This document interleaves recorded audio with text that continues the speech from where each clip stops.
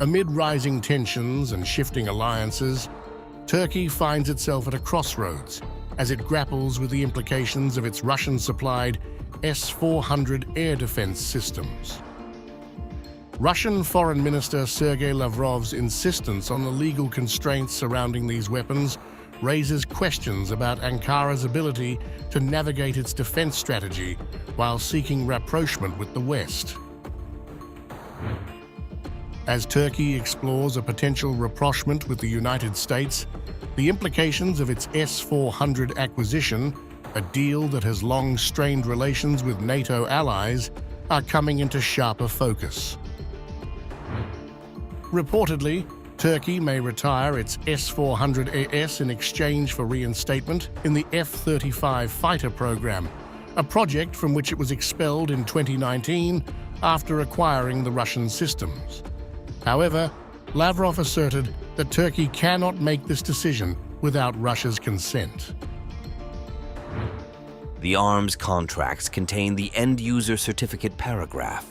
In order to do something else with the products that are delivered under such a certificate, which mentions the country that has received these weapons as the end user, the consent of the country that sold these weapons is needed. Turkey's President Recep Tayyip Erdogan is an experienced statesman. He makes decisions on any issue in the interests of his people and his country.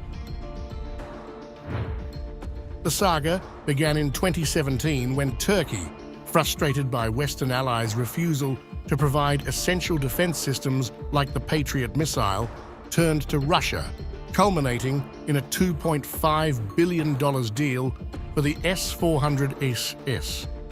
The US response was swift. Turkey faced sanctions under the Countering America's Adversaries through Sanctions Act, KAYATSA, and was ousted from the F-35 program. The first components of the S-400 arrived in Turkey in July 2019, further complicating its standing within NATO. Speculation about the future of the S-400EC is now rife, particularly given the West's call for Turkey to transfer the systems to Ukraine amidst ongoing conflicts with Russia. While some reports suggest the systems could be handed over to the US or another NATO ally for analysis, retaining them on Turkish soil, potentially at the US-controlled Incirlik Air Base, might be a more strategic option.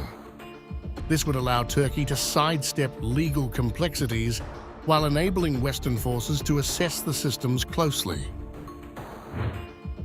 The stakes are high for Russia, which has heavily invested in the S-400 as a cornerstone of its air defense strategy.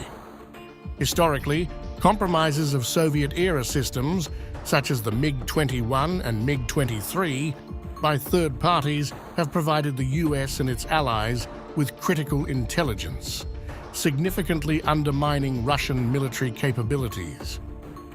The loss of the S-400 to Western scrutiny could pose an even greater threat given its central role in Russia's current defense architecture. As Turkey weighs its options, the implications of its decisions could reshape the balance of power not just in the region, but in the broader NATO-Russia dynamic. With the US keenly aware of the intelligence value of the S-400, the outcome of these negotiations may signal a new chapter in Turkey's defense strategy, one that seeks to reconcile its ties with the West while navigating the complexities of its past relationships.